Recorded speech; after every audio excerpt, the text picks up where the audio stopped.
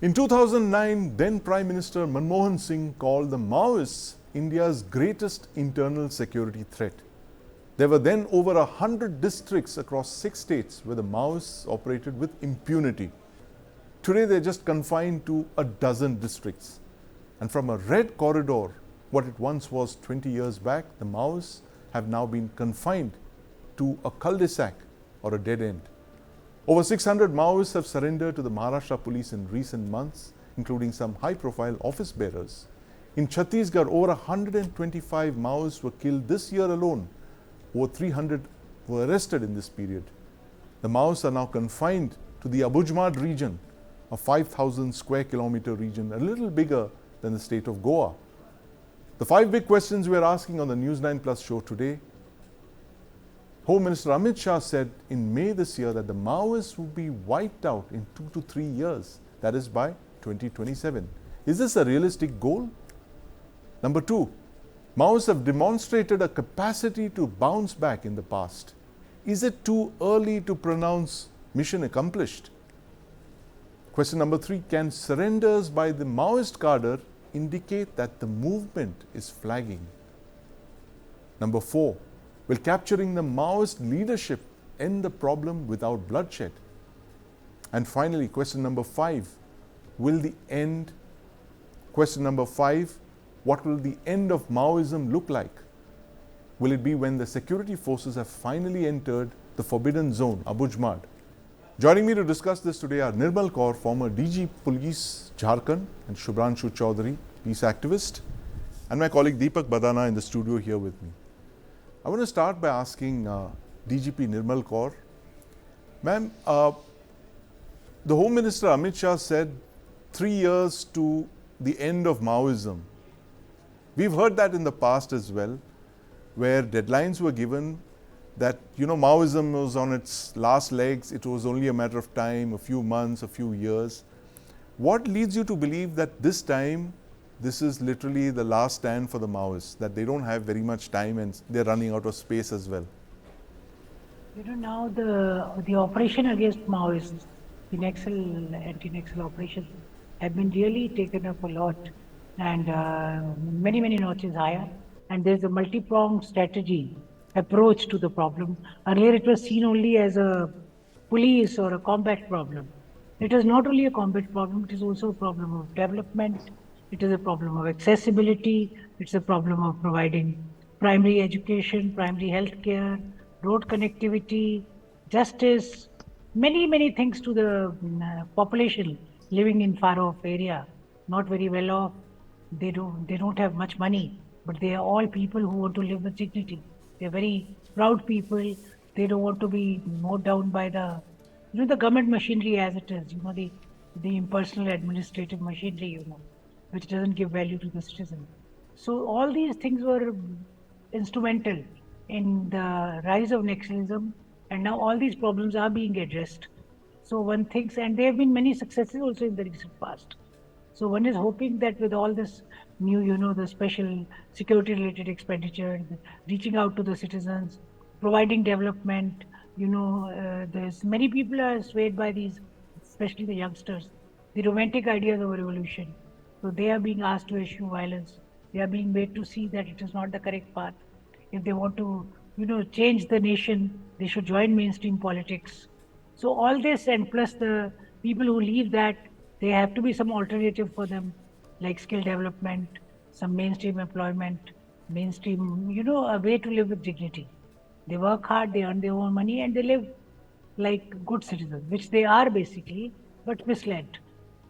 So I feel, that because of this multi-pronged approach, the strategy which has been appointed, in which many ministries are involved, not only home, women and child ministry, development, the connection, this telecom, mobile tower project is there, which has enhanced connectivity. There are many schemes, at least 30, 40, Ajivika mission, the ideal district program, the adopt a district program. There are many such things, which have come together, which have been focused on naxal areas, and now they're shrinking in size. And one is hoping that they will finish very soon. Abujmad, as you said, Abujmad is an area which is very inaccessible. And Abu Jumad people are very simple people, in fact. I cannot stop talking of my visit to Narayanpur, which is in Bastar, erstwhile Yes. Bastar. What was Bastar is today 8 districts. Narayanpur is one of those districts. Yes. In Narayanpur, at the edge of Narayanpur, the hills start. Hills are where Right. those that Abuj Mar areas. Abuj means Abuj. Buj nahi sakte aap. Yes. Mar is the hills, the plateaued hills, Right. gentle hills. So Abuj Mar, as the name suggests, it's a very poor area. People don't even know the language of the.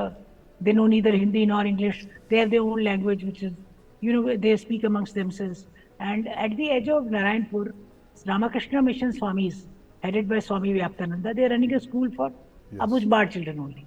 If you go to that school, you will realize how simple those people are, how Yes. they want to work hard. These children are winning all the trophies, they are working hard. You see their discipline. You see from 6 year, 5 year old girl, it's a co ed school, to 18, 19-year-old boys plus two boys. They're all living together, not a single discipline Right, problem. absolutely. They are Ma'am, there. thanks. So that point is well made. The fact that the hearts and minds approach is now working, and it's an all of government approach, and not just a security solution, as you correctly pointed out, and that could be yielding dividends now. But Subhranshu, there have been a lot of surrenders of Maoist cadre in recent months. There have been a number of encounters as well where Maoists have been killed. What leads you to believe that the movement is on its last legs? Do you believe that that's the case, looking at numbers, or is there another story to this? It is not new story. The surrender started post 2014-15 in local Adivasi. I always say it's not a Maoist problem what we are dealing with. Maoist is only 1% of the problem. The problem is what we just call heart and mind, the 99%. 1% never become what you talked about, Manmohan Singh called India's worst internal security threat, unless lots of people join. And we need to understand why these 99% people, as Madam Kaur said, they were misled. Why were they misled? What are the reasons they joined? Maybe it will be the end of the Maoist problem, but there can be Raoult's problem coming next, when somebody else will come and they will say the same thing. आपके लिए इस system में कुछ भी नहीं है, आपको कुछ नहीं मिलेगा, आपको सिर्फ बंदूक उठाना है, तभी कुछ मिलेगा. So this is an opportunity when we can work for this 99% of the problem. 1% is a problem, it's an ideological problem, it's a political problem. These 99%, they're looking for constitution. 75 plus years, Indian constitution gives lots of things to these people. Madam Kaur was talking about from Abuj Mar. She talked about Abuj Mar. When I talk to people from Abuj Mar, and they start from the name, Abuj is a Gondi, it means Sal, and Mar means forest. It means the forest of Sal. We, from our Hindi chashma, we call it Abuj, which we cannot understand. Deepak, very quickly, the Maoists have been around for about 2 decades in their present form.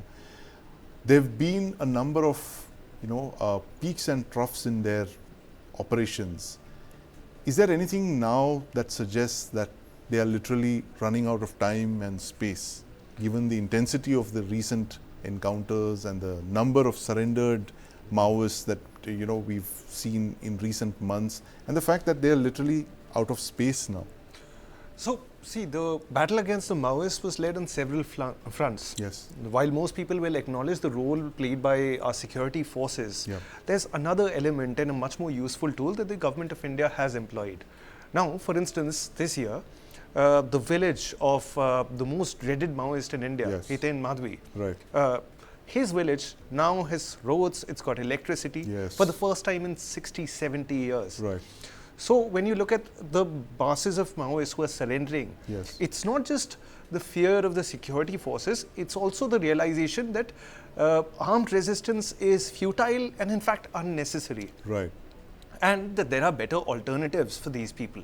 I think that is one of the key reasons that we see a number of Maoists who are coming out of the extreme fringe and they're joining the mainstream. Yes. the futility of armed resistance, but armed resistance is something that the DGP would speak about. I'm going to ask her about this. Ma'am, the ideology of Maoism, it's a very violent ideology, as Deepak pointed out. It's about overthrowing the state using violence. Is it possible that the Indian state could reach out to the Maoist leadership, as you did very successfully in Mizoram in 1986, possibly the only insurgency that ended with a stroke of a pen, as they say. A 20-year insurgency was ended when the entire Mizo underground leadership came out and surrendered. Do you see anything like that being possible in Chhattisgarh, in Abujmad, where the Maoist leadership are believed to be holed up?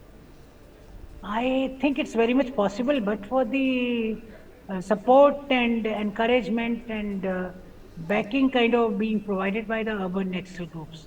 Right. The urban naxal groups are very, very dangerous. Okay. They provide the, you can say, the backup, the money. Now with FCRA, which the government has brought about, which was already there, but they are implementing it strictly. Their funding has been restricted. Lots of things are happening, recently they were discovered with a printing machine, a note printing machine. Camp was raided and the security forces found a note printing machine. That means they are really, they are choked for funds. They are printing notes like 20 rupees, 200 rupees, short denomination notes. Right. They are printing in a very juvenile kind of a way with a common printer, which can be easily caught. But wo jo local haat bazaar hai wahan lagte, they are trying to run that currency over there. 20 rupees, 50 rupees, 100 rupees, 200 rupees, small denomination notes. And but the local populace doesn't know that they are not genuine notes, that they are counterfeit notes, and they are trying to run them in the local hearts. That means their funding is really restricted now. The funding Earlier is they were really getting restricted, yes. That's maybe the reason they have come to, printing their own notes. In last week only, within the last 3-4 days, some camp was raided and they found a note printing with all various inks and printing paper and a printing printer. Yes. It's a very, very raw kind of an attempt, not a very sophisticated attempt. But in the villages, who knows what is genuine? If you want to know whether a note is counterfeit, you'll need at least the RBI or SPCM-CIL people, the Security Printing and Mint Corporation of India Limited people, to say whether it's genuine or not. In the villages, they are running these notes. They are able to, give it to the poor villagers and run it in the local hearts, the local weekly markets. So that is the thing, and I feel that it's very much possible to sign away if the urban nexus could be somehow, removed from the scene. Right. But I don't know how to do that. Right. Because so urban nexus are a problem, and I'm sure this is something that the government has mentioned as well. The fact that the overground workers that are keeping the movement alive and kicking. Shubhranshu, you run a radio network. Tell us if it is actually possible to reach out to the Maoist leadership and convince them to surrender, end the bloodshed, because this is actually going on for 20 years now, and as we were discussing, they seem to be running out of time, out of space. Is it possible for the Maoist leadership to kind of finally realize that, look, they're not going to get that violent revolution that they call for? The overthrow of the state is not going to happen, not by 2049, not earlier, not later. Is it possible for us to talk to them and get them to surrender, emerge out of the jungle and be rehabilitated, just the way the Mizo insurgency was in 1986? Absolutely. This is more than 10 years ago when I went to meet some Maoist leaders as a journalist we have access to. Yes. And exactly what you said in a different language that Maoist leader told me, the best we can achieve in current situation is implementation of pro-tribal laws in Indian constitution.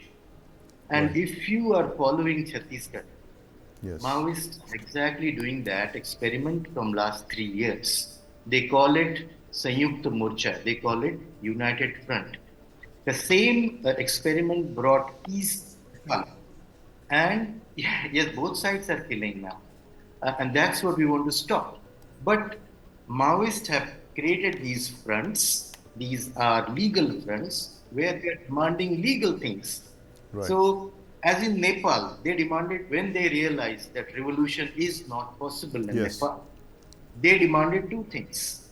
Number one, a Loktantra, democracy, Yes. and Dharm Nirpeksh. And they got both Secularism. Yes. after secularism, after the talks. Here, all these fronts, it is called Mulwasi Bachao Manch, and they're Yes. sitting in every places and demanding implementation of these laws which are sitting in what we call constitution from 75 years. Right. But nobody's talking to them. So if there is a will, we will have to look at what has happened, how it has happened in other places, and do it. Not much is happening from the government side. It is more than 3 years Maoists are doing this experiment, but neither there is much understanding or an effort to resolve the problem. No effort to resolve the problem. Forest dwellers' rights, Deepak, are an issue we've been talking about earlier today. We were talking about how the tribals could actually, they need to be rehabilitated. Their rights need to be looked after. Do you think that could be a solution, possibly, of taking away the cadres of the Maoists? Because the Maoists are external to Chhattisgarh and to the region. They are the officer cadre, if you can call it like that. The foot soldiers are all tribal. As Subhranshu was saying, that there are these laws that could actually benefit the tribals, and if that's the case, the movement could actually end. The violent part of it. I think that goes without saying. I think, I believe it's a law of military science that Yes. no insurgency can exist without local support. Yes. So as soon as you have the populace with you, you'll find this Maoist movement evaporating into thin air. I think that is something that the government of India, and in fact, the government of India has been focusing on that. So when I talked of the other element besides force, we're talking about education and development. Yes. This is targeting the Adivasi population. This is targeting the Adivasi population, and indeed this is one different way that we are suggesting to end the Maoist insurgency, which is with less bloodshed and possibly talks, bringing the Maoist leadership out of their jungle hideouts, as has been done in the past in the Mizoram movement. 20 years they fought, and finally it was resolved through the signing of the Mizo Accord, and that's possibly something that the government could look at. Avoid bloodshed, avoid a lot of innocents being caught in the crossfire, but that's a story that we'll be looking at closely, because the Maoist insurgency, from being one of the biggest threats to India's internal security, has now become a fringe issue, but it's worrying all the same. Thank you very much for joining us this evening, DGP Nirmal Kaur, Subhranshu Chaudhary, and my colleague Deepak Padana. Pakistani terrorists are active in Jammu after several years. They've staged 3 attacks in 3 days.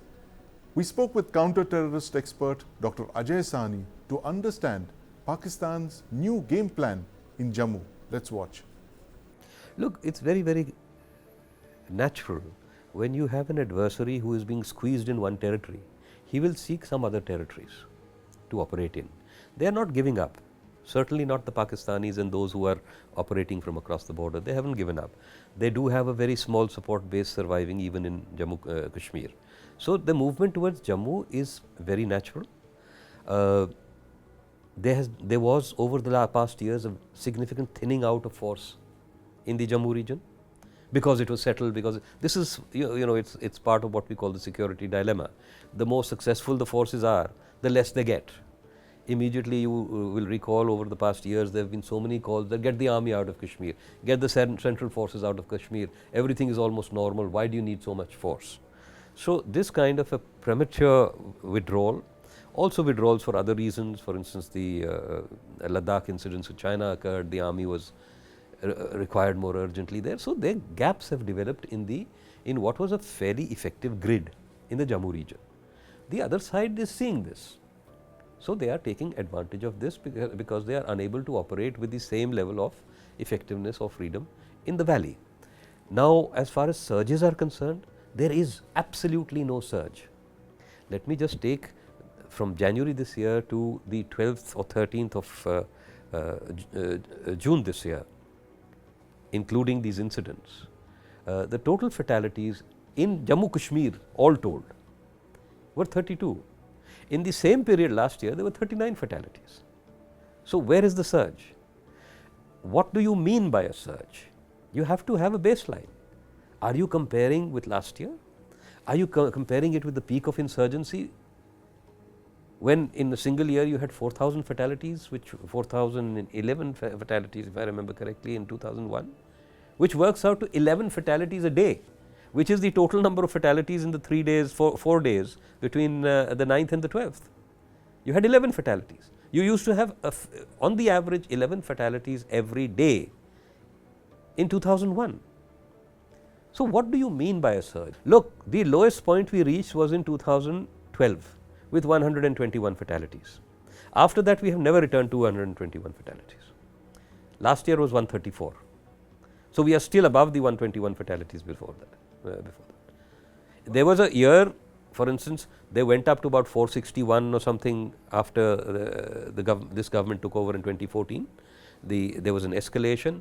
Then there was Article 370, that phase where the entire state was virtually locked down for more than 6 months. Nobody could move anywhere, so they could, neither could the terrorists, very obviously. So, there was some decline, but it still did not come down to the previous low, anywhere close to the previous low. In fact, the 134 last year is the lowest figure that has been secured after 2013. So, show me how Pakistan has, there has been a decline in Pakistan's efforts. There has been a continuous decline in Pakistan's efforts in 2001, and that is because of global pressure, that is because of Pakistan's internal difficulties, but they have still not given up.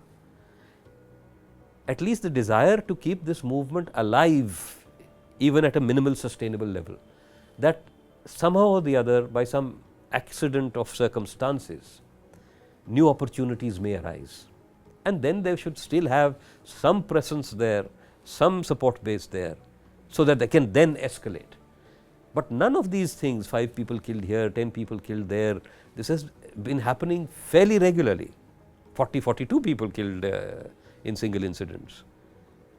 It happens and then it passes, it happens and then it passes. If nothing happens for 2 months, we start saying, oh, Kashmir is, say, tourism figures and economy is thriving and government is doing so well, etc., etc. Then 6 people get killed and we say, oh, Pakistan is doing terrible things. Look, basically Kashmiri separatism, you know, for any armed movement, and this is something Edmund Burke said very long ago, that these are armed ideologies, and an armed ideology has to be defeated before it can be discredited.